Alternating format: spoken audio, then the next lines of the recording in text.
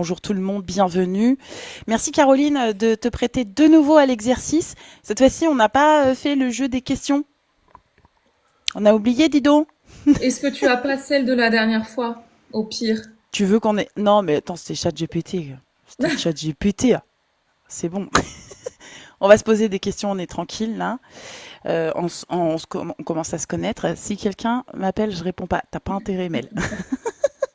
Merci aux modératrices d'être présentes. Je vois qu'il y a Mel, je vois qu'il y a aussi Amy qui a dû m'envoyer une punchline que j'ai pas lue encore, mais c'est pas grave, elle va m'en renvoyer d'autres pendant le live histoire que je rigole, parce que c'est son but quand je suis en live, surtout en live interview. Merci à tout le monde d'être présente et présent, pardon. On va en apprendre davantage sur le métier d'orthophoniste, on va comprendre mieux pourquoi certaines orthophonistes nous disent que non, on peut pas accompagner un enfant autiste parce que c'est pas leur spécialité. Euh, on va commencer comme la dernière fois, si tu veux bien, Caroline. On va commencer d'emblée par la question qui fâche. D'ailleurs, tu as fait une vidéo. D'ailleurs, la dernière fois, tu avais fait une vidéo sur le même propos que tu avais épinglé. Là, tu as refait une autre vidéo sur le même propos que tu as réépinglé. On va y aller directement. Ouais. Alors, la dernière fois, c'était pourquoi il n'y avait pas On manquait d'orthophoniste. d'ortho, ouais. Voilà. Maintenant, c'est pourquoi les orthos ne veulent plus être conventionnés. C'est ça le gros challenge en ce moment Ouais. avec les structures. Du coup, est-ce qu'on commencerait pas par les trucs qui fâchent, puis après on est cool et on avance sur le sujet. Allez, si tu veux, direct. Allez, deux questions embêtantes comme ça. Euh, Caroline, je rappelle pour les personnes qui sont présentes, Caroline est orthophoniste et on va en apprendre davantage sur son métier. Caroline, est-ce que tu as une idée de la raison pour laquelle en France en ce moment c'est compliqué d'avoir une orthophoniste? Il n'y en a pas beaucoup. Déjà, il y en a deux questions qui embêtent. Est-ce que tu peux nous expliquer, à nous les familles, pourquoi on a autant de mal à trouver des orthophonistes? Alors, j'ai envie de dire, il n'y a pas que les orthos qu'on galère à trouver. Tout ce Oui. qui est du domaine du médical.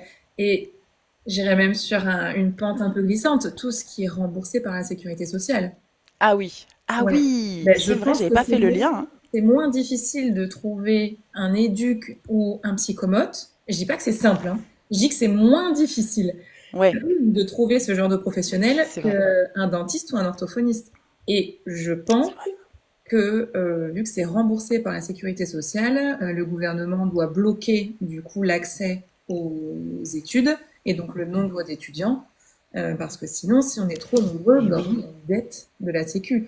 Moi, je pense que de toute façon, tout se base sur l'argent. Tout Ah oui. est l'argent. Oh Donc, oui, oui. déjà, de base, il y a ça.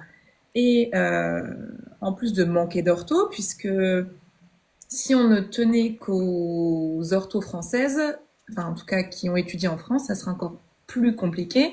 Moi, Mm. par exemple, j'ai étudié en Belgique. Oui. Donc il y a vachement d'orthos qui viennent soit de Belgique, soit d'Espagne souvent. Mhm. Euh, donc même avec ces orthos-là, on galère à trouver. Et alors autant vous, vous galérez à trouver, autant nous, on pleure. Parce que oui, tout le monde nous dit mais c'est bien, tu as du travail, tu as du travail. Mais moi, d'entendre les parents pleurer au téléphone tous les jours, bah ça fait pas forcément plaisir, quoi. Bah, ouais, c'est ça. Comment tu gères ça? Parce que je pense que effectivement, en plus entre les messages qu'on te laisse en disant je suis désespérée, parce que les parents, on s'accroche à ça. On nous dit bon bah orthophoniste parce que c'est un automatisme. J'ai l'impression chez les médecins quand ils ont un diagnostic d'autisme pour les tout petits, bon bah là, orthophoniste immédiatement. Et donc les parents s'accrochent à ça comme si c'était la solution miracle pour effacer l'autisme de leur enfant finalement. Donc ça doit être difficile émotionnellement parlant. Oui, alors moi je trouve ça hyper dur. Alors Amy, t'es dur, hein. Comment elle gère les parents qui pleurent, elle raccroche. C'est dur. Alors attends, attends. Tu sais ce qu'on va faire dans un premier temps? On va se concentrer toi et moi sur les questions. Moi, je Oui, vais oui, c'est sélectionner horrible. celles Il faut du. que j'arrive à mettre la main devant les commentaires parce Ne que regarde pas les commentaires. En plus, Amy, tu sais, tu commences à la connaître, je pense. Tu sais, ouais, elle elle tease titille. beaucoup, hein. Alors, tu vois, j'ai même envie de dire, je plaisante très fort. Non, mais j'imagine. Mais j'avais même envie de rebondir en disant, je décroche même plus. Tu vois, Non, j'en mais suis du là. coup, elle peut pas. Et, C'est quand il y a, je présume que il y a une messagerie qui laisse des ouais, messages, alors, que mais, mais vraiment, quand on est jeune ortho, on se rend pas compte de tout ça. Et en tout cas, pour moi, je répondais à tout le monde au début. ouais, Donc, chaque fois qu'on m'appelait, soit je pouvais répondre et je répondais, soit il laissait un message et je rappelais en suivant. ouais, Et en fait, on s'essouffle à faire ça. On gagne pas encore assez pour pouvoir payer une secrétaire. Et moi, j'en rêve, au moins pour rappeler les gens.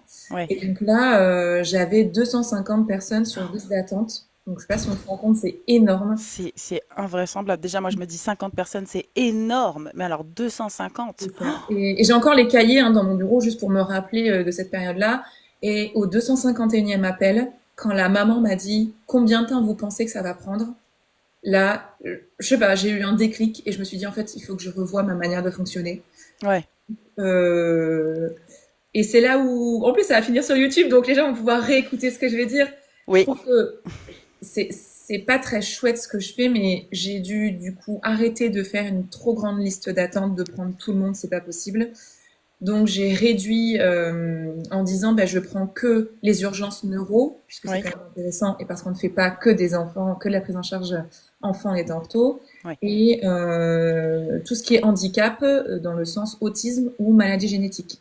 Mais c'est bien parce que quand tu sais, c'est aussi une bonne réponse. Je pense c'est une réponse nécessaire pour les parents de s'entendre dire bon, bah moi je vais pas accompagner votre enfant. C'est important, c'est peut-être dur parce que du coup ça veut dire qu'on les renvoie vers peut-être quelque chose, une situation sans solution pour l'instant, mais en tout cas c'est sûr là, eux ils peuvent se dire bon, allez, j'ai de l'énergie en moins à dépenser là. Parce que Ouais, mais ici, je ça sais que c'est dure. plus possible. C'est dur, mais côté parents, il faut aussi entendre que bah nous, tant qu'on se dit bah là il y a un peut-être, et ben on dépense de l'énergie dans le peut-être. Hmm. Donc c'est aussi une bonne démarche finalement. Oui. Euh, C'était dur quand même pour moi de prendre mais bien sûr. cette décision-là. Et là, tu vois, pareil, j'avais encore trop de monde. Et surtout, j'avais encore trop de patients. C'est bien parce que ça va enchaîner. J'avais Oui, trop de patients qui venaient de structures, oui, qui m'appelaient, puisque justement, je dis que je fais du handicap. Donc, tout ce qui est UMA, UEA, IME, CESAD, du coup, renvoyé vers moi. oui. Et là, je suis arrivée à plus de 50% d'enfants en structure. Et si vous allez voir, du coup, mon post épinglé, j'ai fait vraiment une grosse vidéo de 10 minutes. Quelle transition Vous avez magnifique. vu. Oh là là. Justement, je voulais, parce que là, il y a d'autres questions, mais je les garde, Magnétone, ta question, je la garde bien sous le coude parce que je vais la poser après. On enchaîne sur cette deuxième question, du coup, qui est un petit peu touchy encore pour certaines personnes. Pourquoi les orthophonistes, désormais, et ça, moi je peux vous dire qu'on n'est pas du tout dans la même région, et il y a des orthophonistes du côté enfin, dans mon département qui ont la même position. Pourquoi les orthophonistes, de manière, j'ai envie de dire nationale, ont décidé de ne plus répondre présente quand bah, il y avait des enfants en structure, elles veulent plus être conventionnées, et pas que les orthophonistes, hein, il y a aussi des psychomotes. Pourquoi? Ouais, alors là, c'est un gros sujet, donc je sais pas si je vais pouvoir refaire les 10 minutes en entier. Non, non, non, non, mais Voilà, si besoin, n'hésitez pas à aller non, voir le juste post. aborde voilà les réponses et puis après, bien sûr, elle Voilà, a c'est sur son ça. compte la En vidéo est épinglée. gros, les conventions, comme je disais, c'est un contrat entre l'orthophoniste libéral et la structure. Pourquoi on a besoin de signer un contrat, contrairement à une éduque, par exemple, qui veut continuer en libéral? C'est parce que la sécurité sociale, on en revient toujours à ça, donne Ouais, une enveloppe budgétaire à la structure pour les soins externes. oui, Nous, on doit demander cet argent à la structure parce que la sécurité ne va pas payer deux fois, à la fois le CESAD et à la fois l'orthophoniste.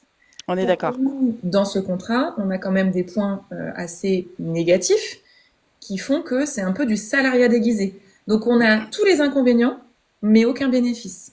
Sous Hmm. ma vidéo, il y a une maman, je pense que c'est une maman qui est très mécontente, qui disait, ben oui, mais en gros, les orthos, vous pensez qu'à votre confort et pas au confort des patients. Et Non, j'ai parce trouvé que ce truc dur. bah, c'est dur, puis en plus, c'est aussi les structures qui ne se mettent pas à la recherche d'orthophonistes en salariat C'est ça. et donc qui se prémunissent de charges salariales. C'est tout bénef, entre guillemets, pour les structures. Le problème, c'est qu'effectivement, l'argent public, il est dépensé deux fois si jamais on accepte, même si on n'est pas enfin, comme si j'étais ortho, même si vous n'êtes pas conventionné.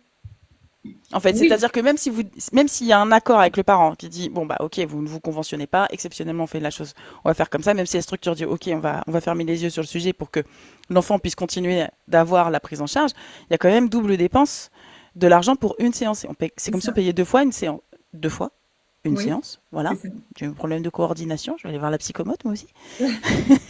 Et sur qui ça retombe? Bah, bah ça retombe sur les orthos, mais ça retombe aussi sur les enfants qui n'ont pas de prise en charge. Non, mais ce qu'il y a, c'est que si on fait semblant de pas avoir entendu la convention et qu'on se dit, on la signe pas, sur qui ça tombe si la Ah Sécu oui, se rend compte? ah oui, Sur bah oui, les orthos. c'est ça, pas sur les structures, hein. À la base, ce sont sur les orthos. Bah oui. Là, ça s'accélère pas mal puisqu'il y a un nouveau décret qui est sorti où désormais, c'est sur la structure que ça retombe. Ah. Donc ça, Déjà, c'est pas c'est une mal. bonne nouvelle. Sauf que Déjà, c'est pas maintenant, les mal. structures sont frileuses, donc force à signer les conventions. Et il y a un nouveau décret aussi qui est sorti il y a quelques semaines, ce sont les CMP. Avant ça, on pouvait prendre des patients du CMP sans signer de convention, et maintenant, on est en train de dire qu'on est obligé de signer aussi. Donc voilà, Ah ouais, super. voilà, c'est ça. Et donc la FNO, la Fédération nationale des orthophonistes, nous pousse quand même à ne pas se conventionner pour pousser les structures à embaucher et surtout à embaucher avec un salaire décent. Puisque Bah nous, oui. on a encore reconnu Bac+3 au niveau de la grille salariale, alors qu'on est en Bac+5.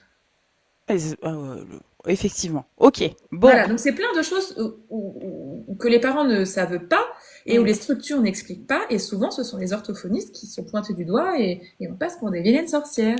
c'est ça. Alors les amis, je vais vous rappeler un petit peu comment va fonctionner cette interview. Pendant quelques minutes, je vais poser quelques questions comme ça avec à Caroline. On va interagir, puisque je connais déjà certains sujets qui vont vous intéresser. Une fois qu'on a fait cette interaction-là, vous aurez un temps pour poser vos questions aussi, que je sélectionnerai, je les poserai à Caroline. Dans les commentaires, vous avez aussi des modérateurs et des modératrices, surtout des modératrices. Si jamais les modératrices vous répondent en commentaire, s'il vous plaît, tenez-en compte. Parce qu'on ne sait jamais, vous pourriez avoir aussi déjà un premier élément de réponse. Et je compte sur vous, parce que là, je suis vraiment, comment dire, partenaire avec vous, ou vous êtes plutôt mes partenaires. Je compte sur vous pour tapoter, republier, repartager, histoire que un maximum de personnes puissent avoir l'information qu'on va obtenir, notamment sur le métier d'orthophoniste, en quoi ça consiste, toutes les questions qui nous préoccupent au quotidien. Ce serait bien qu'il y ait un maximum de familles qui soient informées de tout ça. Alors, on a vu pourquoi il y avait autant de difficultés à trouver une orthophoniste, et quand on en trouve une, bah, que ça reste encore difficile parce que encore faut-il que, enfin, il y a encore cette question de convention. Euh, et est-ce que tu peux te présenter? Parce que je sais que tu as un début de solution à tout ça. Du coup, est-ce que tu peux te présenter dans les questions? Il y a eu notamment, est-ce que tu es spécialisé TSA TDAH? Donc, du coup, tu es orthophoniste, certes. Maintenant, on sait que c'est D'accord, très vaste comme métier. c'est Quelle est ça. ta spécialité? Alors donc moi je suis Caroline, orthophoniste dans le sud-ouest et officiellement on n'a pas le droit de dire qu'on est spécialisé. Ah oui, d'accord. Voilà, les Ok. orthophonistes sont généralistes. Voilà, donc Ok. je ne dirais pas que je suis spécialisée, je vais jouer sur les mots, je vais dire que je suis formée. Ok. Si vous regardez dans mes vidéos, jamais je ne dis que je suis spécialisée. Je dis Oui, toujours oui. que je suis formée. Euh, parce que c'est comme ça, encore une fois, il y a toujours eu cette question de est-ce qu'on on fait de l'orthophonie un métier spécialisé et d'un autre côté, bah, les orthos qui sont au fin fond de la pampa et qui font que de la laryngectomie, c'est assez compliqué aussi. Donc pour Ouais. l'instant, on dit qu'on est généraliste, mais D'accord. évidemment que bien souvent nous sommes formés dans un, deux, trois domaines. Euh, parce que c'est quelque chose qui nous plaît et c'est ce que j'ai tendance à dire souvent. Un orthophoniste qui fait de tout, peut-être que ce n'est pas un bon orthophoniste non Ah plus. oui. On peut pas tout Attention, tu sais, tu vas maîtriser. avoir des orthophonistes sur YouTube Je qui vont sais, je aller sais, je sais. voir. C'est pour ça que Qu'est-ce je qu'elle le dis dit? avec un peu de pincette. J'ai déjà eu des orthos qui m'ont dit oui, mais justement, quand je suis à la campagne, je suis obligée de prendre tout le monde. Bah oui, mais est-ce que du coup, tu fais un super travail ou est-ce que tu fais juste un bon travail? Le souci, c'est que, bah, par exemple, moi, je suis enfin, pas spécialisée, je suis formée dans tout ce qui est handicap. Oui, C'est quand même des choses pour être pointu et vraiment bien maîtriser son sujet. Si on ne se forme pas régulièrement, je trouve ça compliqué. oui. Euh, donc moi j'ai choisi le handicap, enfin je l'ai choisi non finalement je l'ai pas choisi puisqu'avant d'être dans le sud-ouest j'étais dans le nord et je ne voulais absolument pas entendre parler de handicap. J'avais fait des stages dans tout ce qui est poly-handicap etc. Et ça m'avait plu mais pas au point de travailler avec ça, avec ce type de patient toute la semaine. Et un jour est venue une petite Luna. Euh, qui doit être grande maintenant et qui ne parlait pas. Et là, je me suis dit, il y a quelque chose qui va pas. Et le diagnostic d'autisme est tombé quelques semaines après. Et je me suis dit, je peux pas. Soit je la renvoie vers quelqu'un, mais il n'y avait pas de place. Soit je me forme. Et donc, je me suis formée à l'autisme. Et en fait, j'ai adoré. Ah bah, Ça fait que, très bien. voilà, je suis un peu tombée dans la marmite comme Obélix, quoi. On Euh, remercie Luna. donc, On va remercier. J'en Ouais. suis là maintenant. Donc pour l'instant, t'es plutôt, t'es orthophoniste option TSA TDAH. On va dire option. Alors, TDAH, disons que ça fait pas réellement partie de notre nomenclature. Le Ouais. TDAH, il influe sur autre chose, sur les apprentissages. Mais Oui. nous, vraiment, TDAH, s'il y a juste un TDAH, c'est moins notre domaine.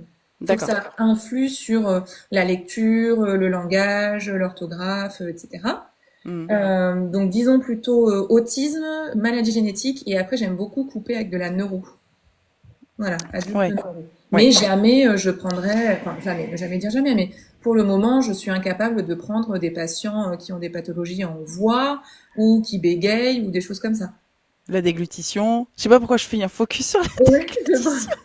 Alors, la déglutition, il y a déglutition dysfonctionnelle pour les enfants et dysphagie pour les adultes. Donc, tu vois, il y a Ah ouais. encore des sujets. Puis il y a Dysphagie, les j'en ai seniors fait en aussi début après. de... Voilà, j'en ai fait en début de carrière. J'ai arrêté parce que je faisais du domicile. J'avais beaucoup de cancéraux. Ouais. Et j'ai perdu pas mal de patients adultes. Ça m'a un peu affecté. Et Voilà. voilà. Entre la liste d'attente de 250 personnes et les patients que Ouais, tu as c'est dur. perdus, C'est dur. c'est dur en fait le parcours d'orthophoniste. C'est très très dur. On s'y Bah, attend pas. On se dit juste, bah c'est quoi Alors voilà. Comment tu gères ce cliché des parents? Bah, c'est juste pour apprendre à parler. Comment tu gères ce cliché-là? je le gère en informant les gens, Ouais. en fait. Non mais quand tu le vis, tu te dis, ah, c'est pas que ça l'orthophonie quand Mais même. c'est ça, Il y a je d'autres leur choses dis, quoi. et surtout les adultes qui viennent, tu vois, après un AVC, j'ai un adulte qui vient et qui me dit, mais jamais j'aurais pensé devoir voir un orthophoniste. On Moi, est je très pensais mal que c'était informé pour hein, sur les le. gens qui zeutent avec un cheveu sur la langue, Voilà. etc. Et non, donc je fais de la prévention, de l'information, de la formation.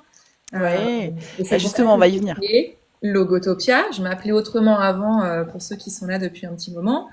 Mais à la base, donc je suis orthophoniste et depuis 3 ans, je suis formatrice pour les parents et proches aidants d'enfants autistes. Donc là, dans mon département. Bah justement, là, tu empiètes sur ma question. Ah, Par pardon. rapport à cette... bah, t'inquiète pas. T'inquiète pas, on va raccrocher les wagons.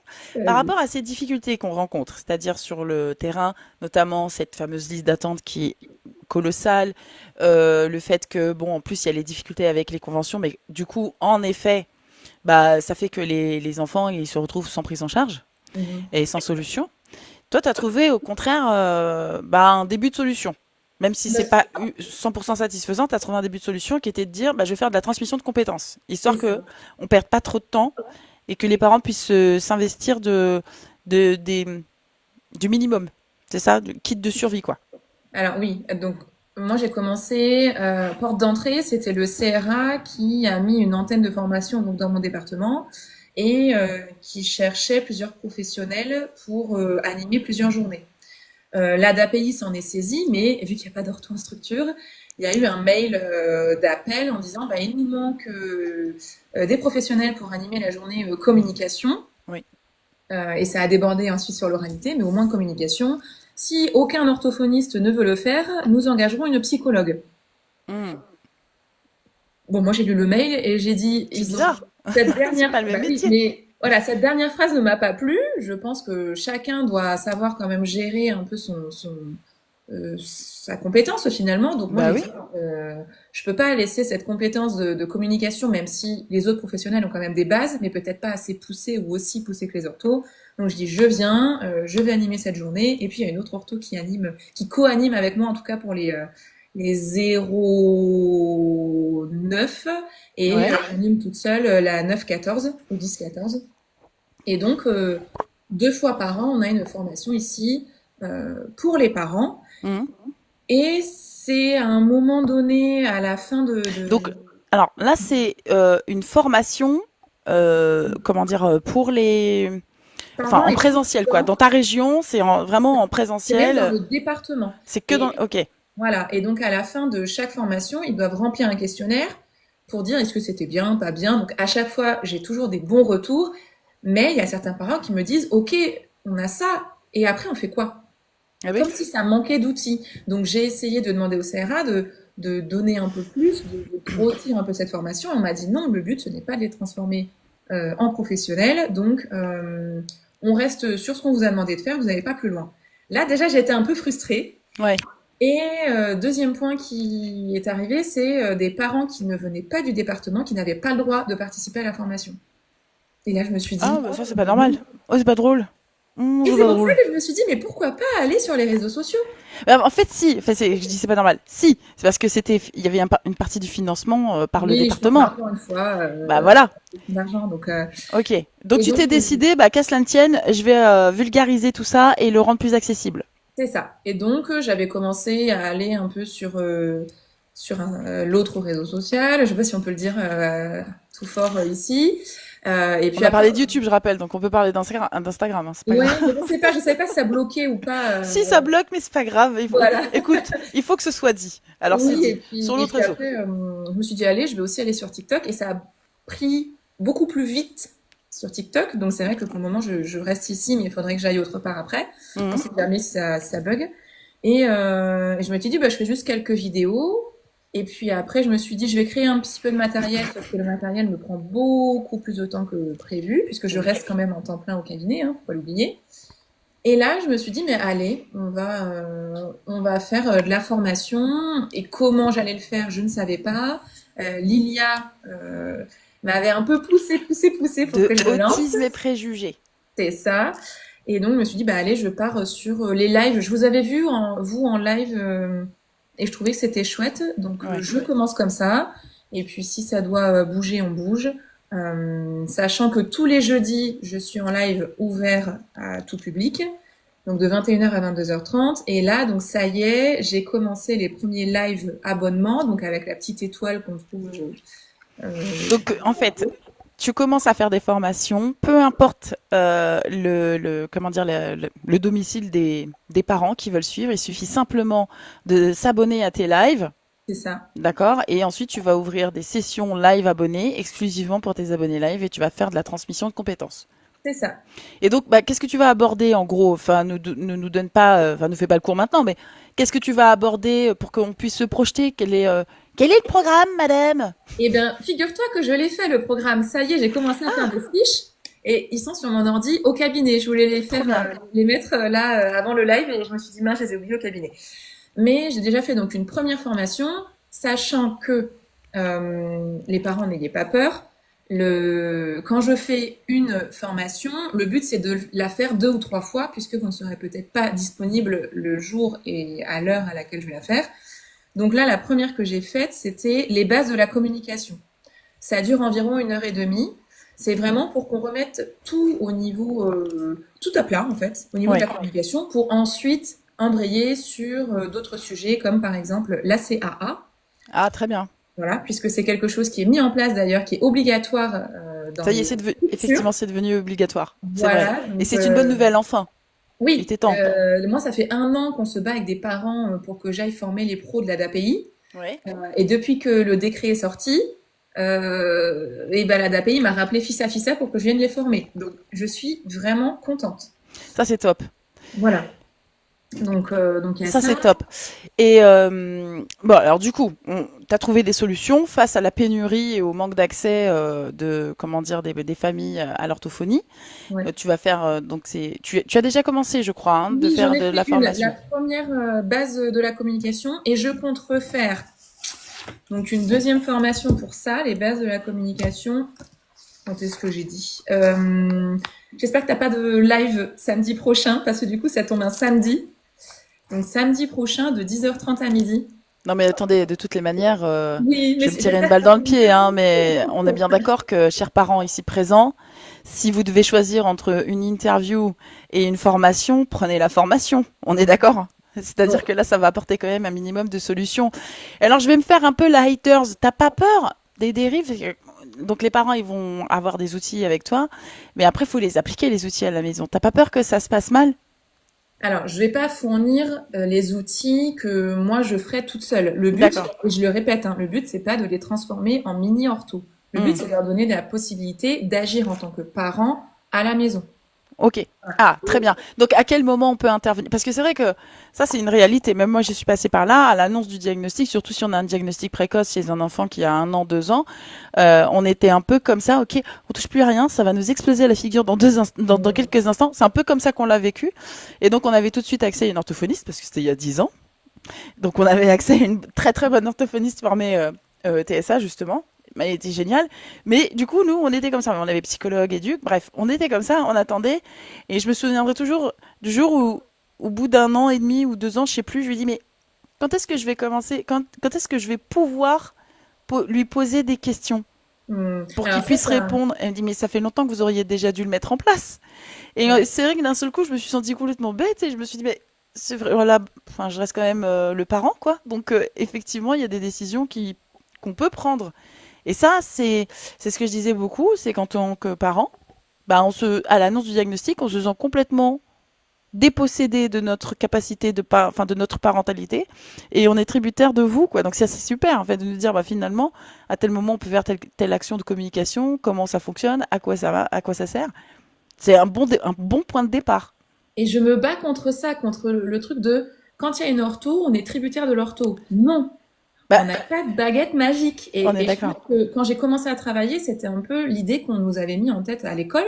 Ouais. C'était on travaille seul dans notre bureau, le parent dépose l'enfant, on le prend, on le rend aux parents, c'est fini. Non, moi maintenant, je prends même les parents en séance. Ah, c'est bien ça. C'est-à-dire que je leur montre, euh, et quand je vois un parent qui me dépose l'enfant et puis qui revient derrière et qui me dit juste oui, oui à la semaine prochaine, non, 50% du job, c'est vous qui allez le faire. Ouais, bah tu vois, ça, Vous devez donner les clés. et ça, on n'en a pas toujours conscience. En effet, même pas que l'orthophonie, hein. Il y a des parents aussi qui déposent l'enfant en structure quand ils sont en structure, qui le récupèrent. Mais Et puis ça, c'est voilà. aussi les structures qui ferment. On Oui, revient à l'interview de Léa, le truc de psychaka un peu. C'est un peu ça. Je suis désolée. Moi, quand je demande aux parents, est-ce que vous avez pu aller voir une vous séance? n'allez pas me faire des amis, les filles.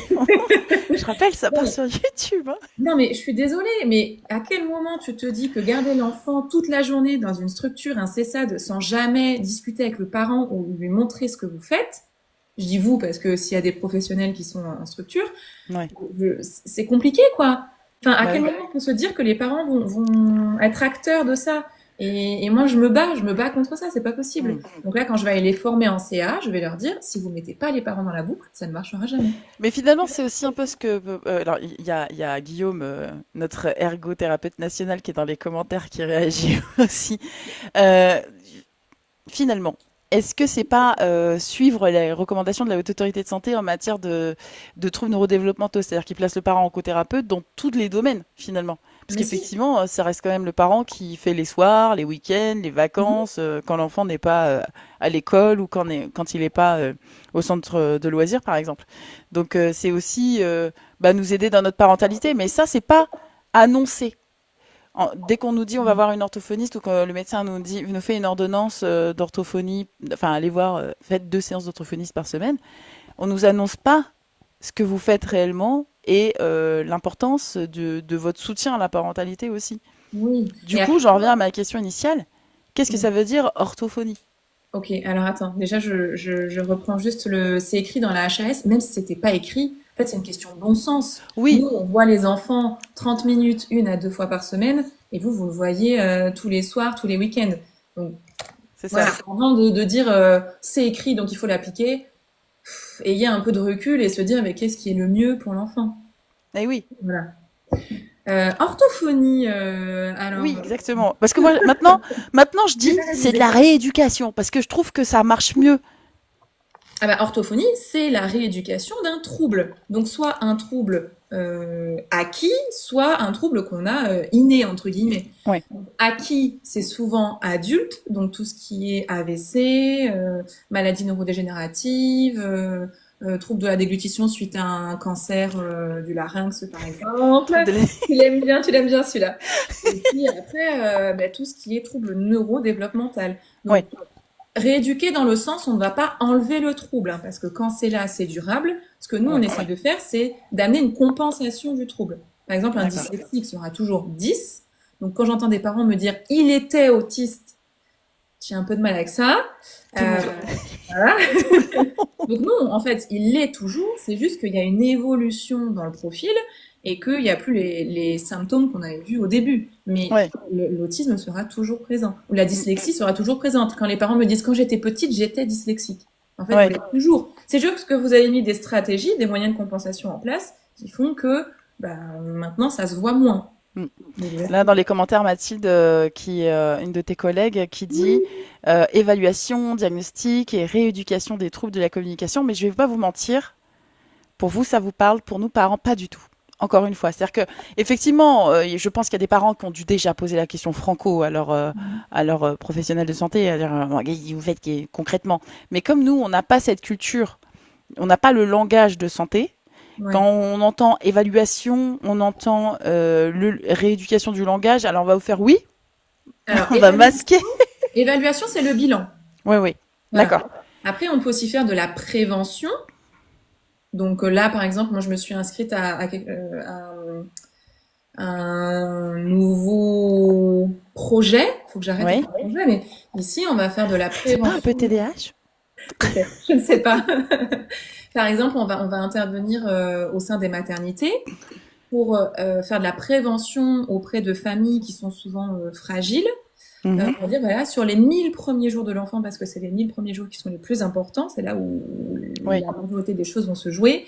Qu'est-ce qu'on attend de vous en tant que parent et de votre rôle de parent et pour développer le langage, pour éviter ensuite qu'ils viennent au cabinet? Oui. Alors, je me permets juste là pour le coup, je vais pouvoir le faire malgré le fait que je ne suis pas professionnelle de santé. Vas-y. Les 1000 premiers jours sont ultra importants. Toutefois, ça ne veut pas dire que passé les 1000 premiers jours, il n'y a plus rien à faire. Non. Ok. Non, mais souvent, on est manichéen. Ok. Mhm. Donc, passer les 1000 premiers jours, il y a tout à mettre en place aussi. Donc, ne vous inquiétez pas. Si, par exemple, le diagnostic tombe passé les 1000 premiers jours, bah déjà, c'est que on s'en est pas rendu compte avant. Donc, ça veut dire que il y a déjà des choses qui fonctionnent bien, malgré tout, sur lesquelles on va pouvoir s'appuyer. Passer les 1000 premiers jours. Hein. Ne renoncez pas après les 1000 premiers jours.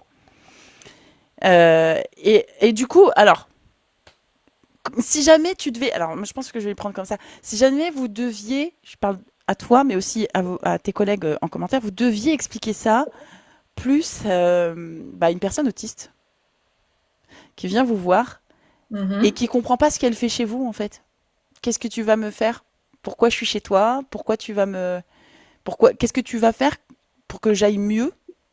Parce que dans la tête des personnes autistes, si elles vont voir un professionnel de santé, c'est qu'elles vont pas bien. Oui, alors en orthophonie, on ne dit pas qu'on va pas bien. Oui, Ah, ça serait plutôt le rôle du psy d'aller mieux. oui. Mais bon, du coup, dans la tête, clairement, hein, Mhm. on va voir quelqu'un. Qu'est-ce que vous. Parce que voilà, on parle des parents, on parle des professionnels, mais les premières personnes impliquées, ça reste quand même les personnes qui font la thérapie. Mhm. Donc, Alors, comment tu pourrais l'expliquer? j'ai beaucoup de petits, donc Ouais, c'est surtout aux parents que je vais m'adresser. c'est vrai. J'ai quelques adultes, mais la majorité sont des petits. Donc, ils viennent parce qu'ils ont une demande. Il y a Mhm. aussi des parents qui viennent parce qu'ils n'ont pas de demande, parce que c'est l'école qui pousse, parce que c'est Oui, d'autres pros qui poussent. Là, ça devient plus compliqué parce que quand il n'y a pas de demande, ben nous, on va bilanter, donc on va faire un état des lieux de ce qui fonctionne et ce qui dysfonctionne.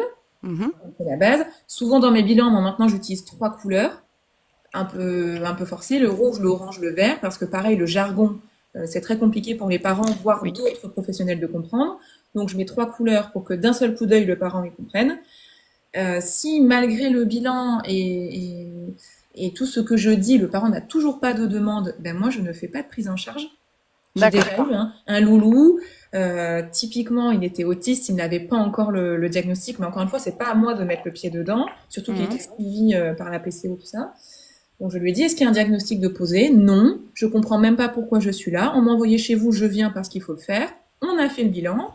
J'ai écrit ce qui allait et des petites particularités qui n'allaient pas. La maman, je pense, n'était pas prête à l'entendre. Donc je lui ai dit, écoutez, si vous, il n'y a vraiment pas de demande, on arrête là pour le moment. Mais le jour où il y a quelque chose qui ne va pas, où vous ressentez le besoin de revenir, vous revenez.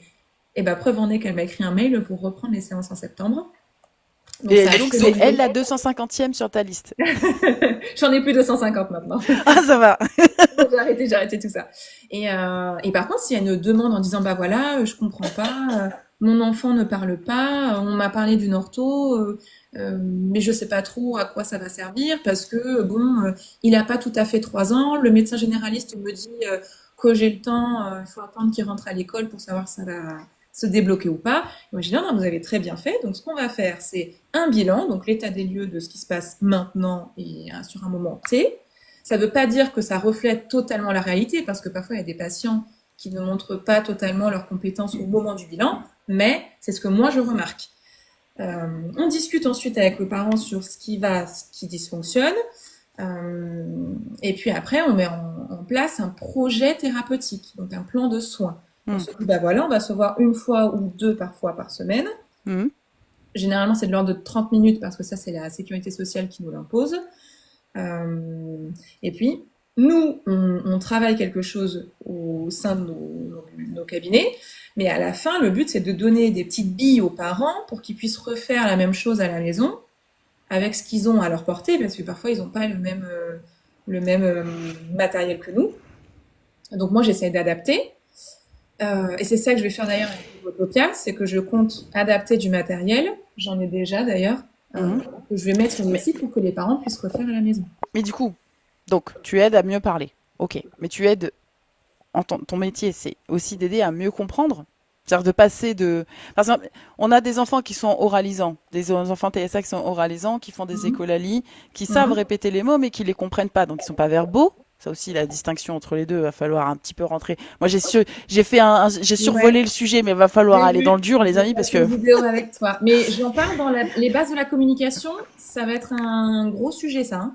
ouais, bah ouais, Ouais. parce que les parents ils se perdent beaucoup et même des professionnels de santé Ah se mais perdent il y a beaucoup des avec groupes cette qui ne sont pas appellation. du tout au point, hein. Mais pour que les personnes, alors moi je sais ce que ça veut dire verbal du coup, euh, pour qu'on devienne verbal, qu'on comprenne le nom, les concepts, ça c'est aussi ce que vous faites en fait, c'est ce que vous Ça peut être- accompagnez ça- dans la rééducation du bon lien pour qu'on comprenne bien les choses, c'est ça? Oui, on fait aussi de l'accompagnement parental. C'est pas écrit dans notre champ de compétences explicitement, mais évidemment, si le parent est démuni, on va être là pour lui. Le but, c'est Oui. vraiment pas juste d'être enfermé dans notre bureau avec le patient et puis de faire tac tac la séance et après c'est fini, on se revoit la semaine prochaine. Enfin, moi en tout cas, Hmm. c'est de moins en moins Ta mon position. concept de l'orthophonie, oui. Ouais. Alors il y a je vais arrêter de dire ta collègue Mathilde. C'est même mon ami, hein, c'est C'est ton devenu mon ami, ami. on est d'accord. Il y a Mathilde qui répondait aussi. Désolée Mathilde, je connais pas complètement. Alors du coup, je suis en mode ah c'est ta collègue, alors que en fait vous êtes amis. Je suis vraiment désolée, c'était pas du tout méchant, hein. Donc Mathilde complète en disant on est là pour l'aider à mieux comprendre le monde qui l'entoure et mieux communiquer pour être aussi intégré avec les autres. Donc est-ce que du coup vous faites un travail d'habileté sociale aussi? Moi, oui. Mais encore une fois, on n'est pas. Alors, autant on est censé être généraliste, autant on n'est Oui. pas tous formés Ah oui. en autisme. Autant on n'est pas tous formés, comme moi j'ai dit, je prendrai jamais de bégaiement, ben, on n'est pas tous formés en bégaiement. Ok. Donc en fait, il faut rajouter des petites formations après les 5 ans. Donc on fait de la formation continue tout au long de notre carrière, hein. Ça nous prend encore du temps et de l'énergie, mais ça permet d'être au point sur ce qui se fait et ce qui est recommandé. Et donc moi, effectivement, je gère avec ma collègue neuropsychologue des groupes d'habileté sociale. Et on fait 3 niveaux, puisqu'il faut quand même que... On va pas mettre un enfant de 6 ans avec un enfant de 14. On essaye de mettre en tout cas des groupes homogènes avec les mêmes. Ben oui, parce qu'en fait, on a. Là, je suis obligée de dire homogène dans Non, le non, sens non, je où. souris parce que il y a Ah. ton ami qui te soutient, qui dit normalement ça fait partie de notre champ de compétences, mais tout le monde Mais il n'est y a pas plein aussi de bien choses qui formé font que partie toi, de tu cette vois. compétence. C'est ça. Donc, et quelque part, je suis un petit peu fière de faire cette interview avec toi, du coup. Ok, donc Donc voilà, on effectivement, fait mais beaucoup c'est différemment. justement ce que j'allais dire, c'est pas compliqué de faire des groupes homogènes parce que je, je pense que les histoires de groupes d'habileté sociale, alors moi j'ai de très gros préjugés.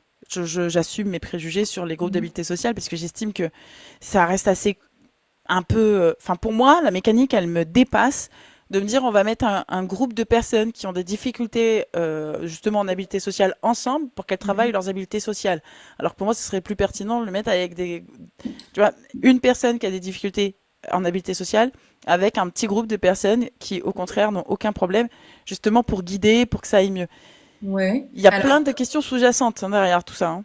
là, je vais y répondre rapidement, mais Ouais, les 4 enfants qu'on a oui. n'ont pas exactement les mêmes difficultés. Parce que dans les habiletés Et sociales, oui, il y a plusieurs points à travailler. Et d'accord. souvent, ils n'ont pas tous la difficulté, par exemple, de gérer. Quand- Attends, je cherche une idée.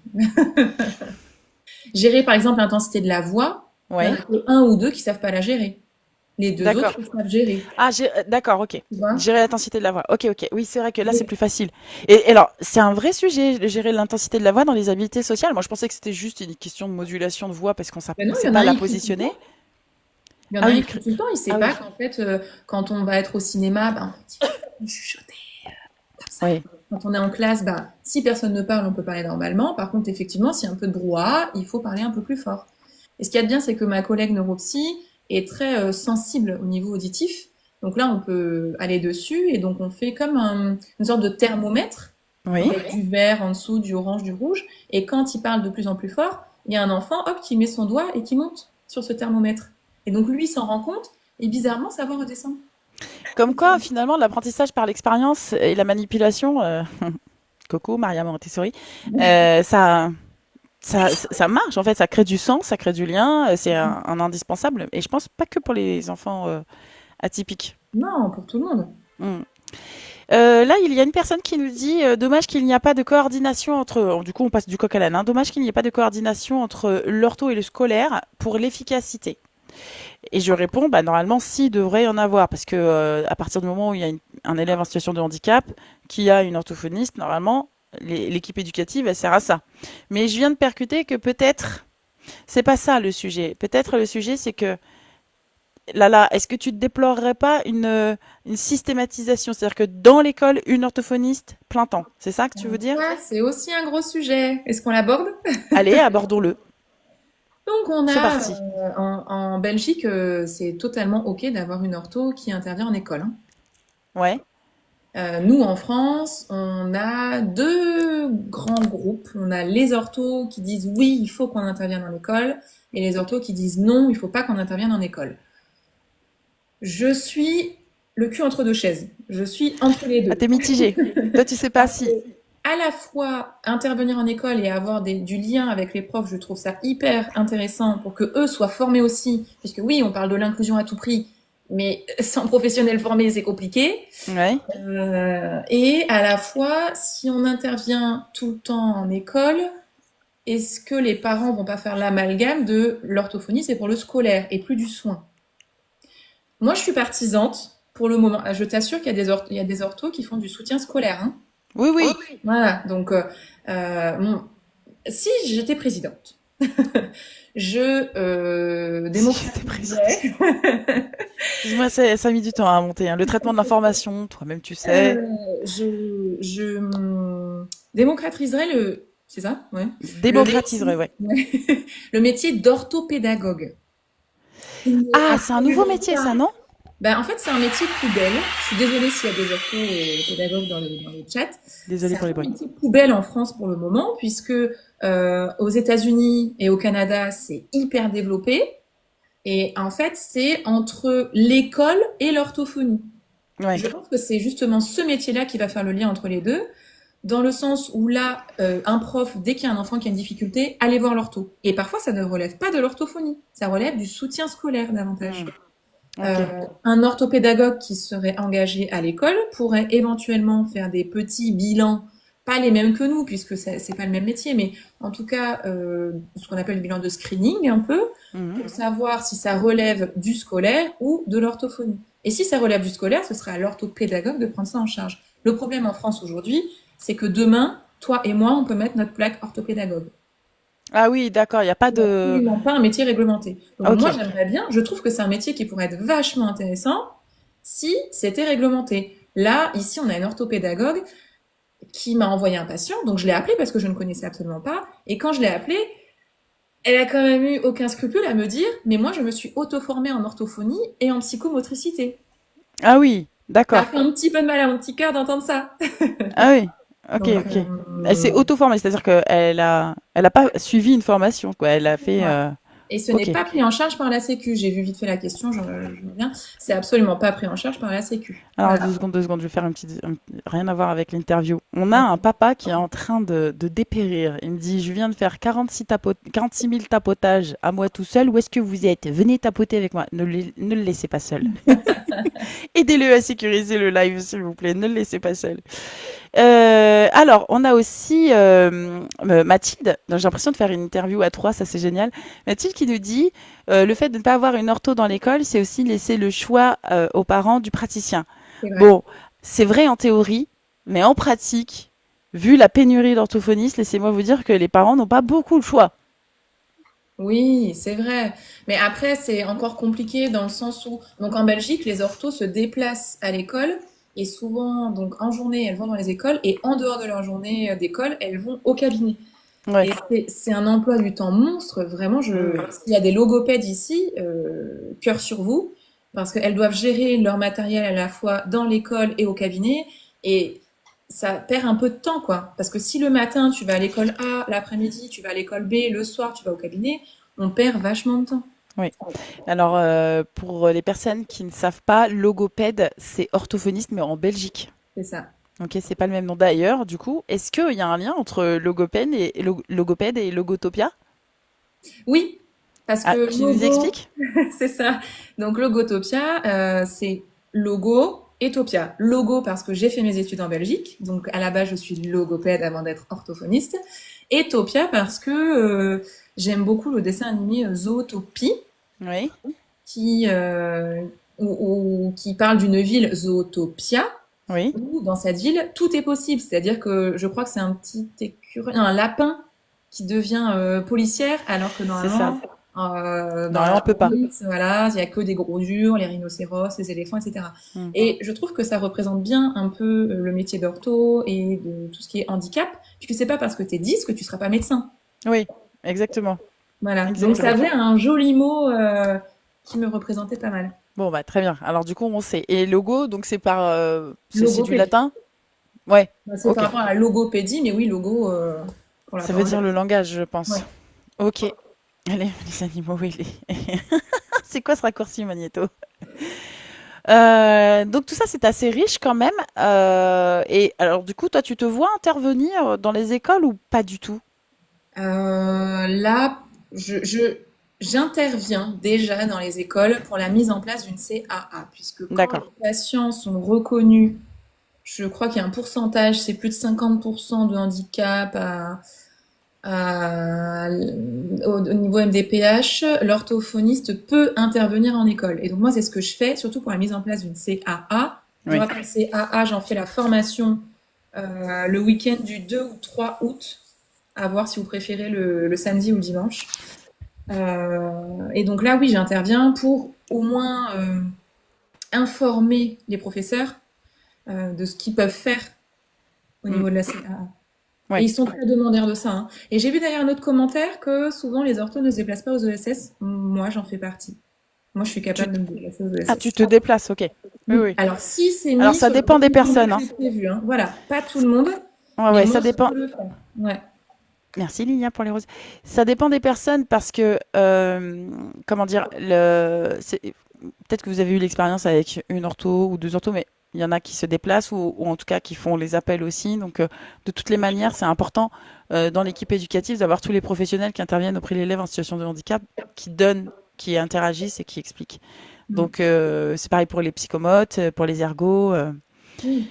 et Après, il faut notamment. aussi comprendre si le SS est le jeudi à 15h30, ça veut dire qu'on doit annuler les patients d'avant pour pouvoir se déplacer à l'école, puis annuler les patients d'après pour être sûr qu'on ait le temps d'être euh, D'être là, bien, parce que le déj, temps de trajet. voilà, Ouais. c'est ça. Et donc ça nous fait annuler parfois 2 à 2h30 juste pour une réunion où parfois on ne nous donne même pas la parole.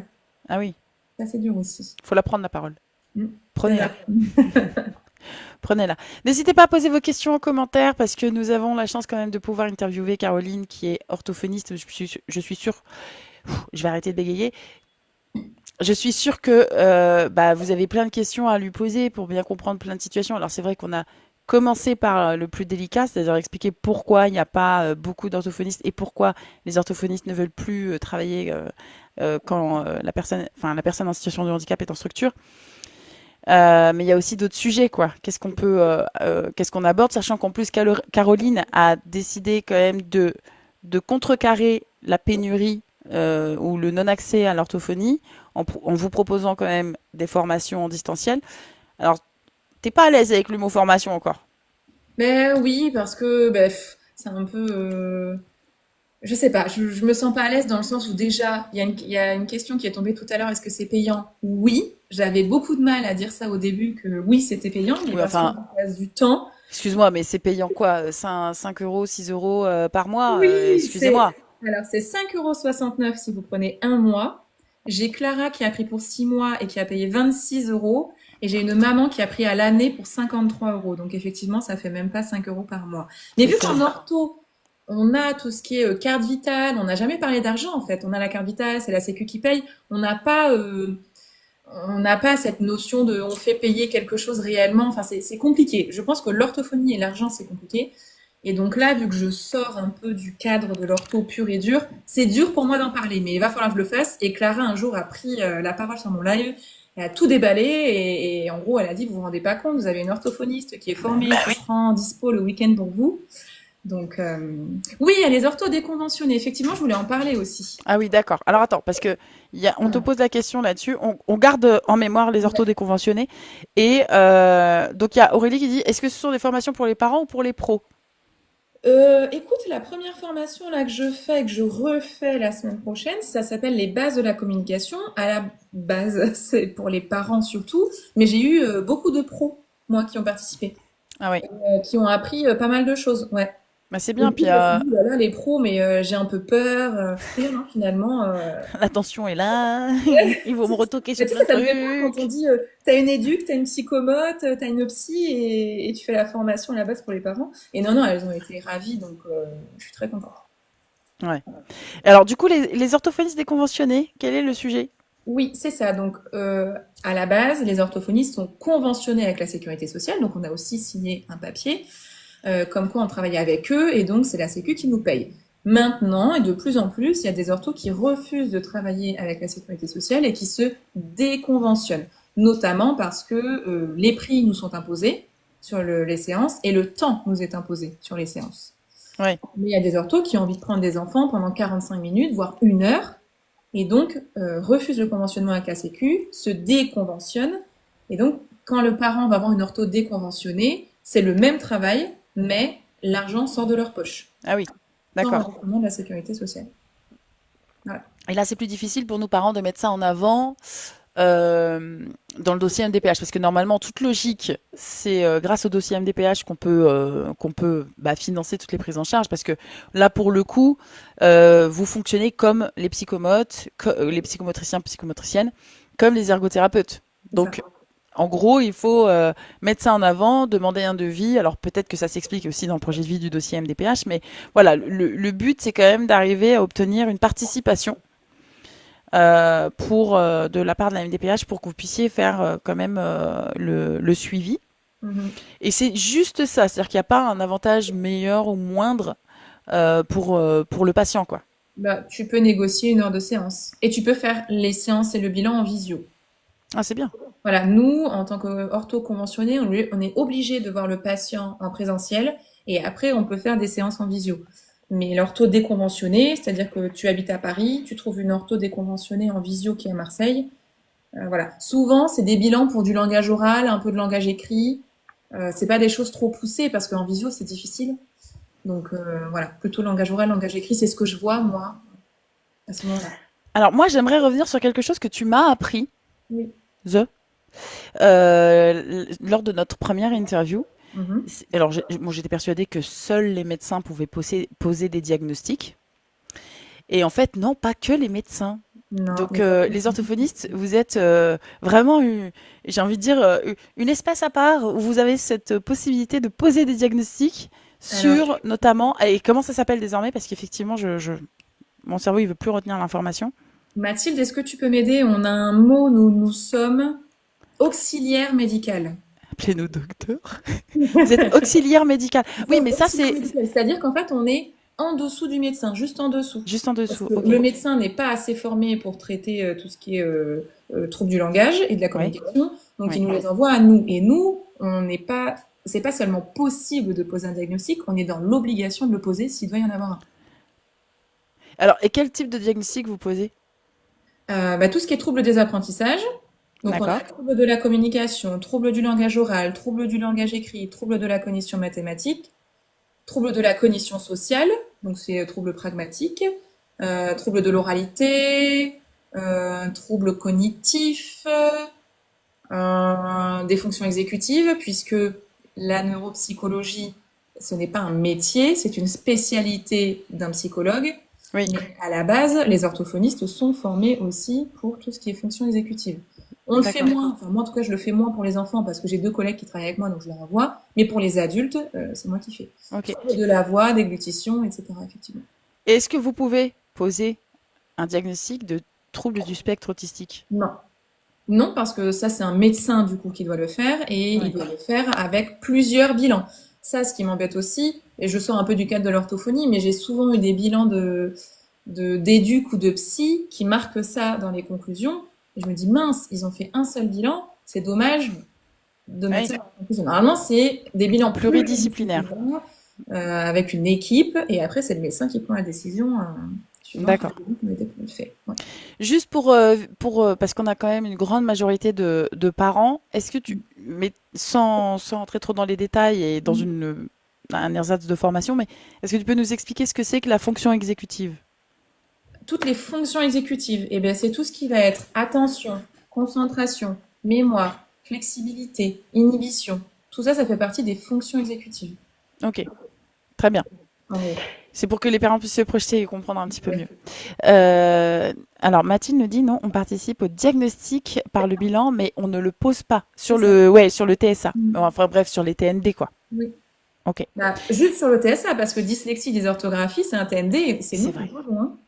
Alors, d'ailleurs, comment ça s'appelle maintenant? On dit plus dyslexie parce Non, qu'effectivement, j'ai vu bon, dyslexie. Donc, trouble spécifique des apprentissages. Et après, je crois que c'est impactant la lecture, ou impactant l'orthographe, ou impactant les mathématiques, ou impactant la logique. moi, ça reste très compliqué encore, hein. Voilà, Même c'est si comme effectivement, dysphasie, on dit plus, on dit trouble développemental du langage, tout ah oui, évolue, mais si on nous parle de dyslexie, dysorthographie, nous, vous on sait de comprenez. quoi vous Ah parlez. oui. Non, Voilà. on ne dit plus ça, je ne comprends pas. La dis quoi? La dis quoi? Ah, non, comprends pas. Oui, c'est ça. J'ai pas envie de comprendre. Non, mettez-vous à jour aussi les patients, sans déconner. Ouais. D'accord. Et alors, une ortho nous a orienté vers le diag TSA, mais en effet, c'est tout. Oui, effectivement. Mm. Donc, vous faites des bilans aussi Mhm. et alors, je vais reformuler ça différemment parce que il y a quand même pas mal de praticiens en orthophonie qui ont des scrupules à poser un vrai diagnostic, enfin, dans votre champ de compétences, hein, d'ailleurs, et à dire, bon, bah, ça, c'est un diagnostic de points, troubles exécutifs, des fonctions exécutives, par exemple. Ouais. Il y a beaucoup d'orthophonistes qui ont des difficultés à poser ça, si bien que, en fait, elles relèguent ça au médecin. Comment tu peux l'expliquer? Ça, c'est des orthos qui sont pas formés régulièrement. Je pense que c'est ça. Je vois pas comment c'est possible en 2025 de ne pas réussir à poser un diagnostic. Et après, il y a aussi des vieilles orthos, désolé si vous êtes dans les commentaires, mais il y a des vieilles orthos qui arrivent en bout de carrière. Et je peux comprendre hein, que du coup, remettre de l'argent et de l'énergie dans une formation, Hmm, c'est... Bon, voilà, c'est embêtant, sachant qu'on va partir dans un an ou deux en en retraite. retraite. Mais, et puis, on va pas se mentir, comme dans tous les métiers, il y a aussi des mauvaises orthos. Oui, Et c'est bon, pas parce qu'on est dans le soin qu'on est bon, quoi. tu Je fais suis réagir dans... désolée. Bah ouais, tu mais fais... Il y a les vieilles orthos. Sont-elles sur TikTok? ça a Sont-elles perdu sur de vue. TikTok? Mais voilà, il y a des bons maçons, des mauvais maçons, il y a des bons dentistes, des mauvais dentistes, bah, il y a des bons orthos, des mauvaises orthos. Ouais. Encore une fois, j'ai une ortho où je suis en train de reprendre ses patients, où elle a mis difficulté d'apprentissage du langage oral et du langage écrit, et moi je me reprends ça derrière, je refais un bilan, j'ai dû prendre les deux parents en séance pour leur dire, écoutez, il n'y a pas de difficultés à l'acquisition, votre enfant est TDL, donc dysphasique, elle a un trouble du langage écrit, donc dyslexie, et elle a un trouble au niveau de la cognition maths, donc dyscalculie. Donc non, c'est pas un trouble, c'est pas une difficulté d'acquisition, elle a un vrai trouble en fait. Et les parents sont arrivés en disant, ouf, bah l'ortho, ça faisait 2 ans qu'on était avec elle, elle nous a jamais dit ça. C'est horrible de reprendre derrière. Et Ouais. là, pour le coup, c'est pas la première fois que je reprends des patients à elle. Je pense que ce n'est pas une bonne ortho dans ce sens-là. Peut-être que dans la rééducation, elle est bonne, mais en tout cas pour la pose de diagnostic, c'est, Oui, c'est complexe. voilà. C'est complexe. Ok. Bon. Je t'avais déjà posé cette question, je te la repose du coup. Dans les besoins du replay. Quelle est ta meilleure expérience avec un patient? Tu me l'avais posé? Je crois, enfin, je pense que j'avais dit la pire, j'avais pas dit la meilleure. Je sais Alors, plus. la pire, si tu veux, je l'ai. Elle est récente. Mathilde est au courant dans un live, j'en ai Bon, parlé. allez, la pire. On commence par la pire, puis on finira avec Si tu veux. le meilleur. Alors, la pire, c'est un patient qui était un de mes chouchous, Oui, qui est venu non oral, non verbal, trouble de l'oralité, donc il mangeait que du pain et des Kinder. oui. Et j'ai essayé de pousser pour mettre en place une communication, sauf que vu que l'IME n'était pas formé, bah, ils ont refusé mon mode de communication. Ils m'ont dit, nous, on s'occupe de la com avec le PEX, et ça n'a pas du tout marché, hein, spoil. Et, et toi, tu t'occupes de l'oralité parce qu'on n'est pas formé. Ok. On est arrivé. La première fois, c'était juste mettez la pomme-pote sur la table, le gosse pleurait. Donc c'était ça, hein. Mon début de rééducation, Ah c'était ouais, juste une super. pomme-pote sur la table, il pleurait. Oui, parce on le gavait comme une oie. Donc au bout d'un moment, il en pouvait plus de la pomme-pote. Au bout de 5 ans, Mimi, j'arrive à ce que l'enfant prenne l'aliment et le mette en bouche. Ouais. Même parfois à 5 ans, croquer c'est dans long, hein. la Oh là carotte. là. Ouais. 5 ans après. Au bout d'un 5 ans, moi je m'essouffle parce que ben, les parents ne sont pas du tout impliqués dans la rééducation. Ben, c'est un enfant que je vois 2 fois par semaine. Ils sont toujours bloqués sous couvert de l'IME de mettre en place une communication en place. Mhm. Et donc moi je leur ai dit, écoutez, là je pense que je vais arriver au bout de ce que je peux proposer. Et je pense que les parents attendaient ça de moi et on en était là, sachant qu'on Mhm. partait de tout en bas. Donc je trouve qu'on avait déjà bien avancé. Ouais, la marge de progression, elle était quand même. Voilà. Mais je pense qu'ils étaient déçus de pas arriver là où ils voulaient, qui m'ont dit non mais on est très déçus parce qu'en 5 ans rien n'a évolué. Voilà. En fait, tu sais quoi? J'aime bien cette. Enfin, j'aime bien. Toute proportion gardée. Ce petit point, parce que justement, ça aussi. D'ailleurs, je l'ai abordé dans mon teaser, que tu avais bien aimé. Ça aussi. Attends, c'était ça ou pas? Je sais plus. Bon, bref. Non, c'était pas ça. Je voulais faire ce teaser-là, mais je l'ai changé, le teaser. En fait, je voulais faire un scénario de. Justement, parce qu'il y a plein de parents qui disent, mais ça fait longtemps qu'on est chez l'orthophoniste et il se passe rien. Mm.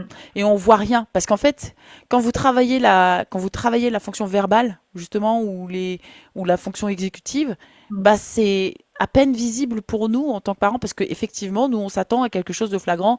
On vous l'amène, pour nous, il parle pas. Il y a pas de, il est oralisant, il est verbal, il est pas verbal, mais il est oral. Il n'y a pas ça dans notre tête. Dans notre tête, c'est, il parle pas, comprend pas. Je l'amène chez orthophoniste.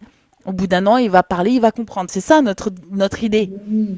Mais je Et pense que donc, c'est votre idée parce qu'on vous l'a implantée telle quelle. On vous a mais dit, allez voilà. chez l'ortho, c'est elle qui va tout débloquer. En gros, elle a la baguette magique, etc.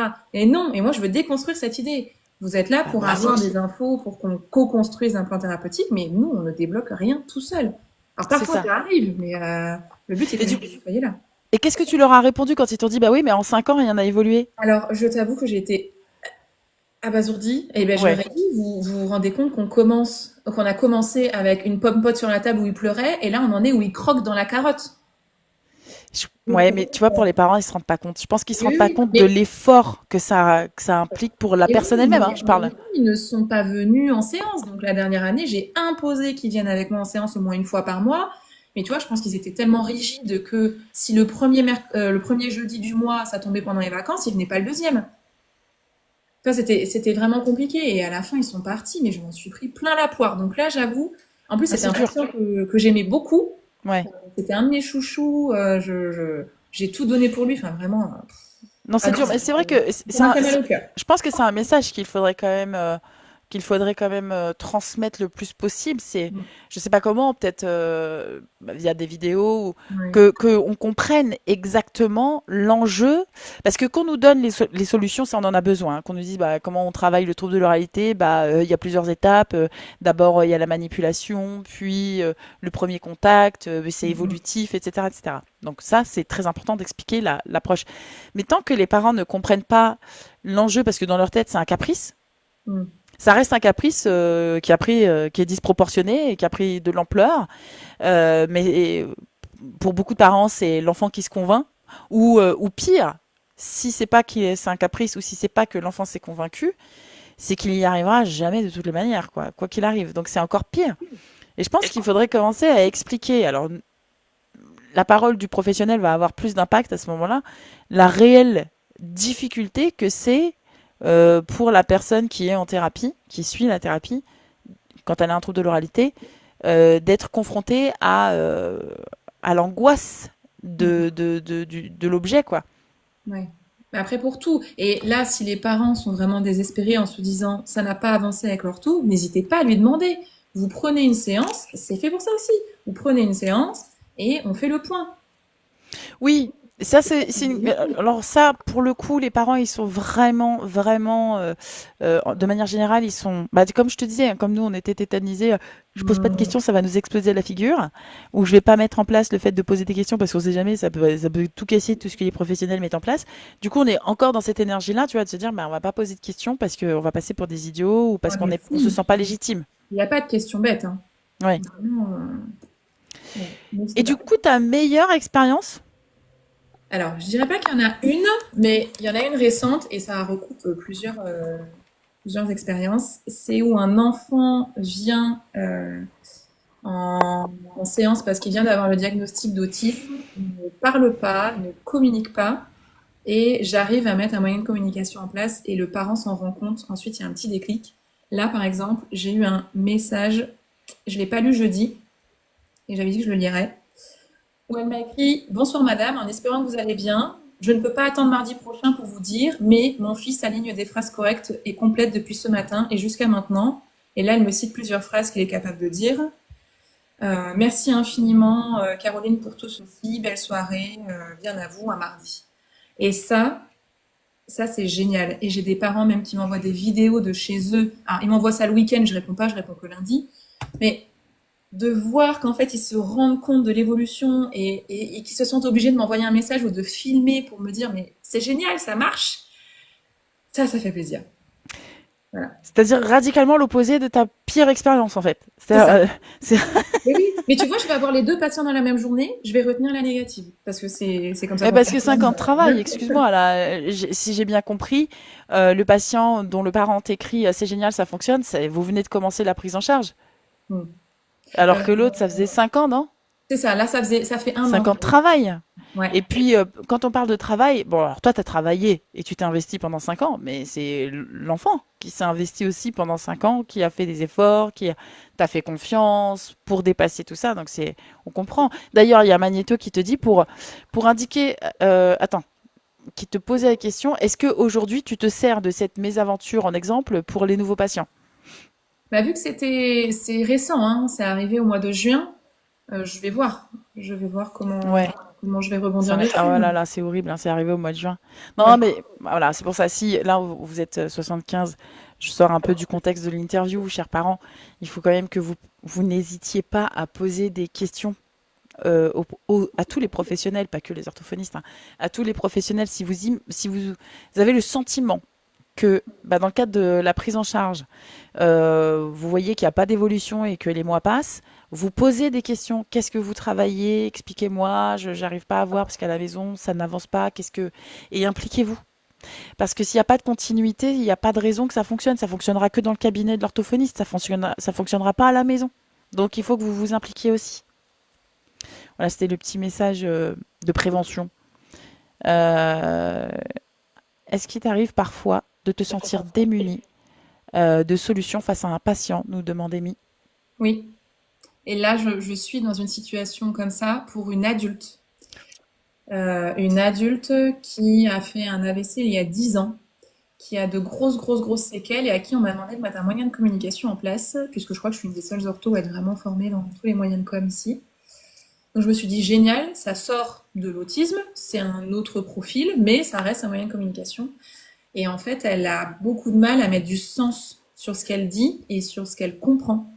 Donc, c'est très compliqué pour moi puisque ça fait déjà 10 ans. J'ai demandé à une ortho qui est carrément en CRF, donc en centre pour adultes, et elle m'a dit après 10 ans, c'est dur de remonter la pente, surtout avec un AVC aussi invasif.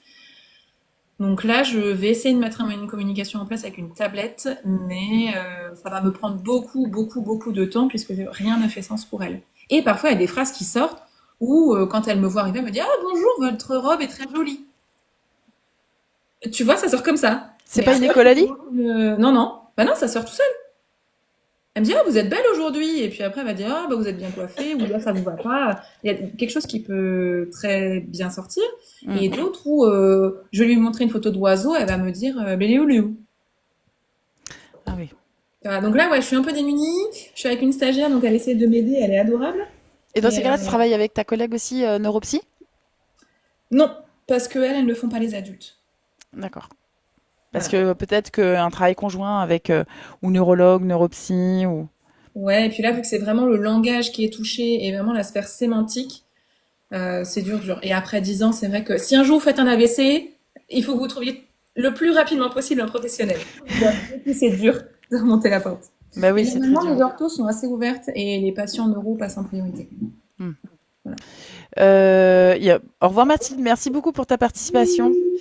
Donc là, il y a Céline qui réagit au fait que j'ai dit, bah, n'hésitez pas à poser des questions et qui nous dit, encore faut-il que on nous réponde clairement. Ouais. Elle est perdue, son enfant TSA, TDAH avec un coprésie. Céline, tu peux poser, du coup je réponds à ta place, tu peux poser des questions jusqu'à ce que tu comprennes. De toutes les manières, c'est une obligation légale, hein.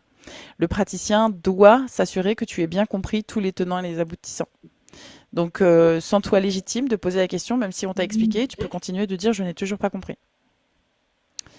Alors, Je je vois que dans les collecte. commentaires, ça parle beaucoup de CAA, hein. Je vous ai dit, je vais faire une formation là-dessus, avec tous les préjugés aussi, parce j'ai eu la question, est-ce qu'il faut un âge pour mettre en place? Non, c'est-à-dire c'est un des préjugés qu'on voit dans la formation. Le week-end du 2-3 août, donc restez connectés, et je pense que ça peut vraiment vous aider. Il Et n'est je lui pas montrerai exclu, plusieurs. et Comment? il n'est pas exclu que vous me voyiez dans les commentaires de ces formations, hein. Vous voyez, je me prends souvent de ouais, madame, je sais tout. Ben non, je ne sais pas tout puisque je vais aller me faire former. Donc, vous voyez. Euh, Viendez. Aurélie qui nous demande comment différencier l'anxiété et les troubles de l'oralité. Alors, Aurélie, j'ai l'impression que tu confonds. Alors, ou alors c'est moi qui suis complètement perdue. Parce que tu nous écris comment différencier l'anxiété, entre parenthèses, l'hémétophobie. Ou alors c'est ton téléphone qui a changé le mot. Parce que l'hémétophobie, c'est la peur de. Excusez-moi pour tous les hémétophobes, attention, trigger warning. C'est la peur de vomir. Enfin, c'est la phobie de vomir.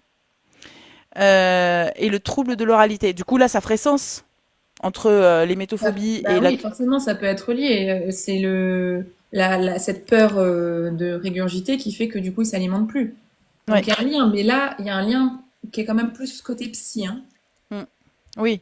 Là, l'orthophoniste ne va pas travailler toute seule à ce moment-là. Mais en général, vous pouvez. Enfin, je pense que c'est bien de ne pas travailler toute seule, non? On essaye, mais tu sais, quand tu commences avec l'ortho et que tu commences à dire il faut aller voir un psychomote, il faut aller voir une Ouais. ergo, il faut aller voir Ah oui, mais c'est payant, bah non, on va rester avec vous. Mais ouais, ils payent quand même, en fait. C'est ça qu'ils n'ont Mm. pas compris. Sauf qu'ils le savent pas. C'est indolore, mais on paye quand même. Mais bon, il y a des patients, ça fait 2, 3 ans où je dis, vous savez, à un moment, moi, je vais être bloquée en tant qu'orthophonie, je vais pas pouvoir aller plus loin parce que bah, si Louloute, elle sait pas se repérer dans l'espace, c'est compliqué de travailler le BLED, par exemple, tu vois. Et là, alors, du coup, ça me renvoie à une question. Tu es dans un cabinet. Donc, vous avez monté un cabinet. Donc, toi, tu es l'orthophoniste. Il y Oui. a la neuropsychologue. Et c'est tout? Ou il y a une autre spécialiste? Alors, nous, on a 6 bureaux là où je suis, donc on est 2 orthophonistes. Oui. Donc, ce qui est bien, quand il y a les fratries, on essaie de faire venir le parent qu'une seule fois et nous, on prend chacun un enfant. Oui. On a 2 neuropsy, on a un cabinet d'infirmiers et on a une psychomote qui arrive là à la rentrée. Et après, j'ai quand même tout mon réseau en dehors du câble où j'ai des éducs qui sont à 5 minutes en voiture, même pas. Et donc, on s'envoie des personnes. Ça commence à être. Je crois que je vais déménager. Ça commence à être pas mal, hein? Dut. Ben, le but, en fait, c'est ça. Moi, je suis venue dans ce cabinet-là pour travailler en groupe et qu'on s'envoie, nous, entre nous, les patients, pour qu'on travaille de manière cohérente et que on puisse échanger. Parce que souvent, quand l'ortho est à droite, la psychomote est à gauche, l'éduc est encore Ah autre ouais. part, ben, en fait, on peut pas s'appeler toutes les semaines pour dire ah bah il s'est passé ci, il s'est passé ça. Donc là, au moins, on est dans le même cabinet, on travaille ensemble, on s'envoie les patients et on peut discuter des choses à mettre en place.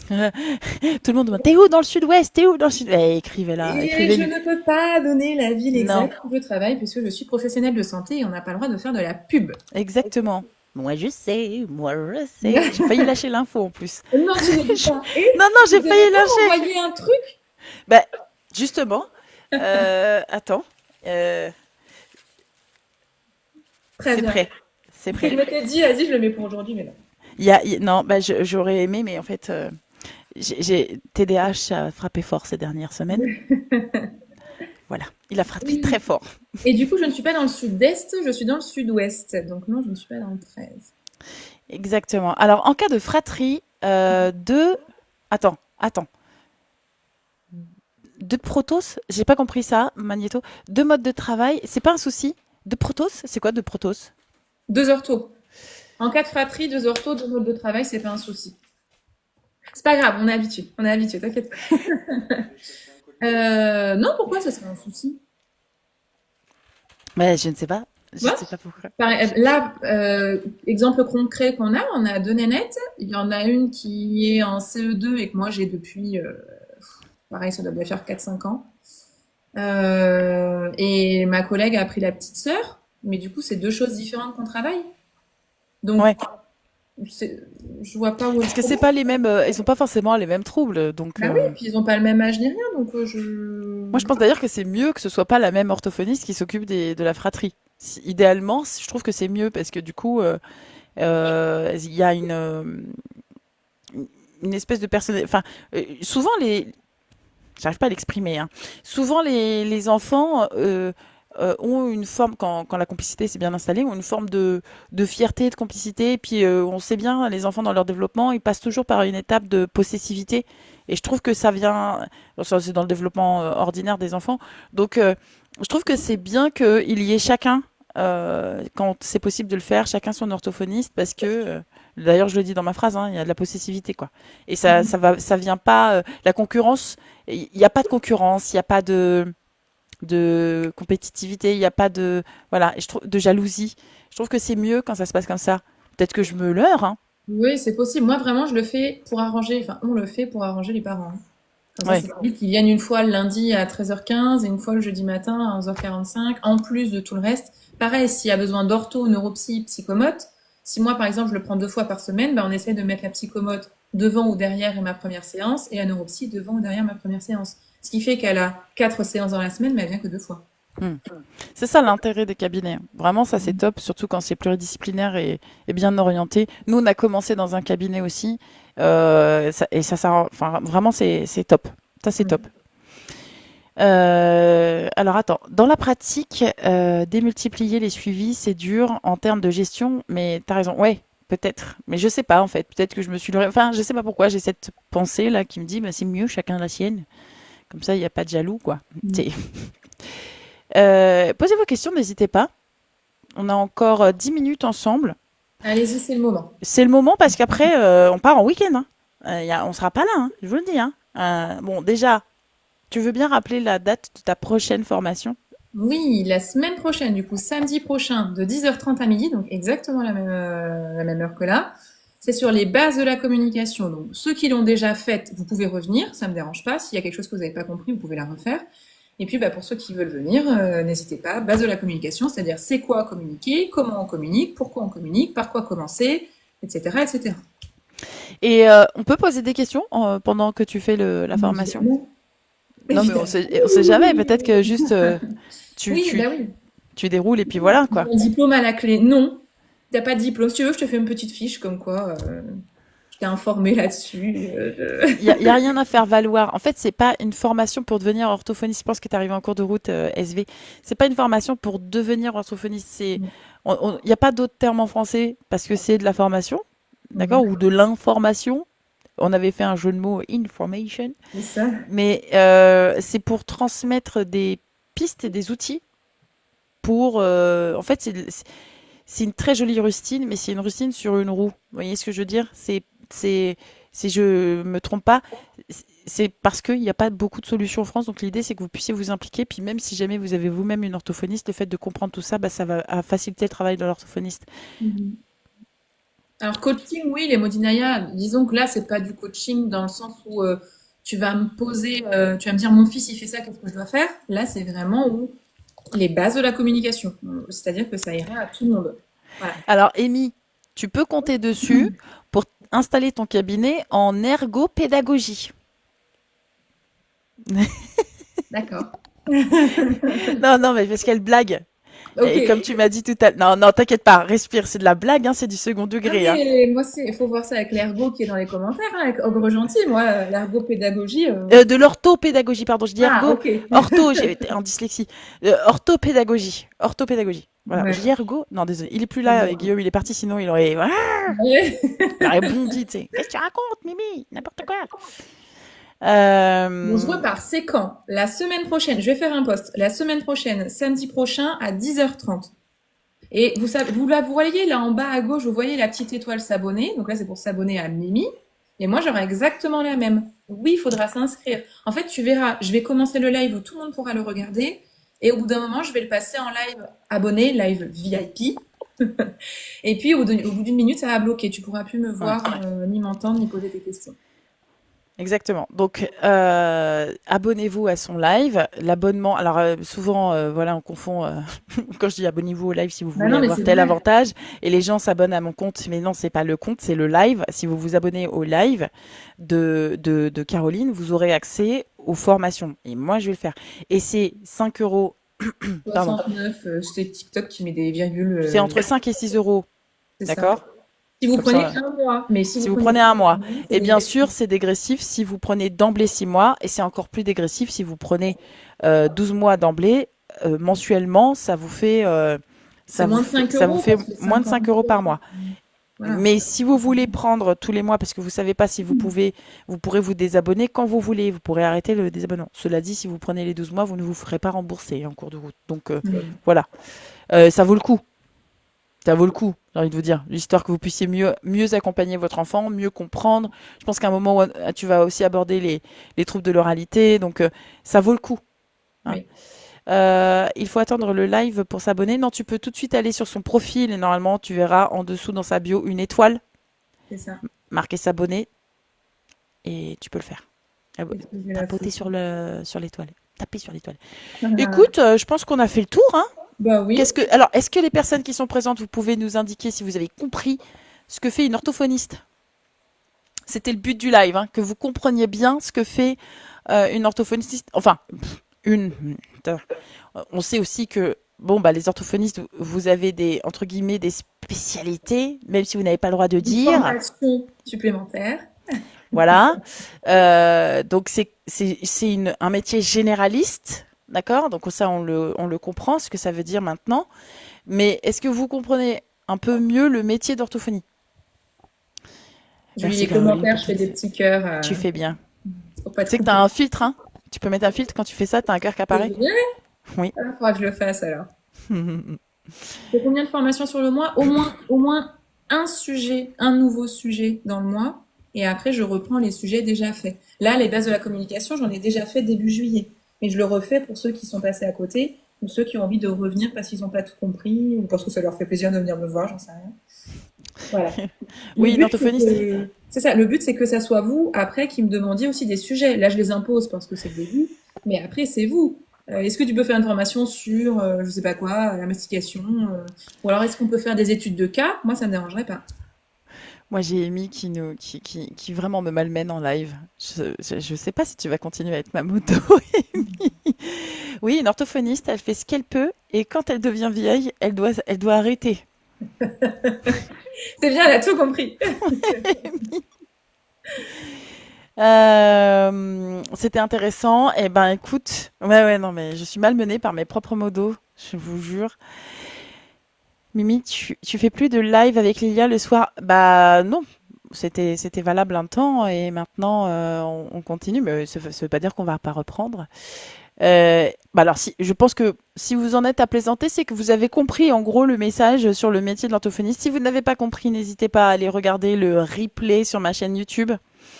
D'abord moi et ensuite toi, hein. Donc, vous pourrez aller, le lien dans la bio, ça vous conduit sur ma chaîne YouTube. Abonnez-vous à ma chaîne YouTube, activez la cloche sur ma chaîne YouTube parce que du coup, je vais mettre les replays au même rythme que j'envoie les courriers. Le TDAH frappe fort en ce moment. Soyez indulgents. Mais je mets des replays. Aujourd'hui, d'ores et déjà, vous pourrez faire la différence entre le métier de ergothérapie et le métier de psychomotricité. Ce sont des lives enfin, ce sont des vidéos que vous consommez en podcast, d'accord? Et je vais remettre plein d'autres interviews live. Je vais tout de suite télécharger celle-ci parce que celle-ci, je veux pas que c'est bon. TikTok ne va pas m'avoir deux fois. Et si vous voulez en savoir davantage, vous tapez tout de suite là sur l'écran où se trouve Caroline. Vous vous abonnez à son compte parce qu'elle fait du contenu où elle explique plein de choses. Et en plus, vous pourrez aussi vous abonner à ses lives, la moyenne en finance, pour suivre ses formations. Et oui, 63K de tapotage, mais bravo à tout le monde. Bravo et merci d'avoir autant tapoté pour sécuriser le live et transmettre l'information à un maximum de personnes. Caroline, est-ce que ça t'a plu, cette Ouais, deuxième c'était super édition? chouette. Tu sais, on dit jamais 203, hein, Mimi. Mais tu sais que j'y pensais, et là, je prends tout le monde à témoin, et je me demande dans quelle mesure on ferait pas des lives aussi ensemble pour parler de notamment les troubles de l'oralité. Ouais, pourquoi pas. Eh bien, viens à ma formation, je pense que je la fais en septembre, celle-ci, sur l'oralité, et tu vois sur quoi on peut rebondir toutes les deux. Écoute, j'attends ton programme. Voilà, on fait ça. On fait ça, ça marche. Bon, de toute façon, je vais pas venir qu'à cette formation, t'inquiète pas, hein, parce que moi aussi, je suis en pénurie d'infos. Merci à toi d'avoir participé une seconde fois à ce live et merci à tout le monde d'être resté, d'avoir participé. Si vous avez raté, ne vous inquiétez pas, vous pourrez revoir le replay. Je vous souhaite un très très bon week-end.